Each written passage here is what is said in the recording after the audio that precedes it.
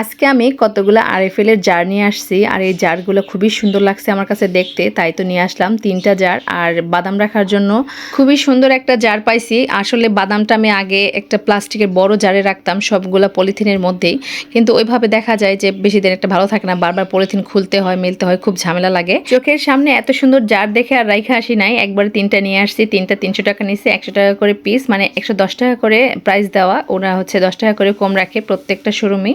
তো যাই হোক, আমার ছেলের বাবা তো প্রত্যেকদিন কাঠবাদাম, কাজু বাদাম আর হচ্ছে আখরোট খায়, তো এগুলো রাখার জন্য খুবই সুন্দর একটা ব্যবস্থা হয়ে গেল। আর বাদামগুলো ঢালার পরে কিন্তু কৌটাটা আর বেশি সুন্দর লাগতেছিল। আর এই তো আখরোটগুলো, আজকের আখরোটগুলো অনেক ফ্রেশ একদম। এই জারগুলো আপনাদের কাছে কেমন লাগলো অবশ্যই কমেন্টে জানাবেন। তো জারগুলো কিন্তু অনেক সুন্দর লাগতেছিল, দেখে মনে হচ্ছিল যে কাচের জার, আসলে কাচের জার না, এগুলা প্লাস্টিকের জার।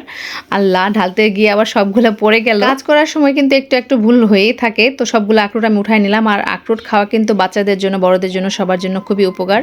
আর দেখেন আখরোটগুলোর সাইজ কিরকম, অনেক সুন্দর। এই বাদামগুলা রাতের বেলা ভিজিয়ে রেখে সকালবেলা খেলে অনেক বেশি উপকার পাওয়া যায়। তো সবগুলো বাদাম আমি এই যে জারের মধ্যে ভরে রেখে দিলাম, এটা একদম সেফ।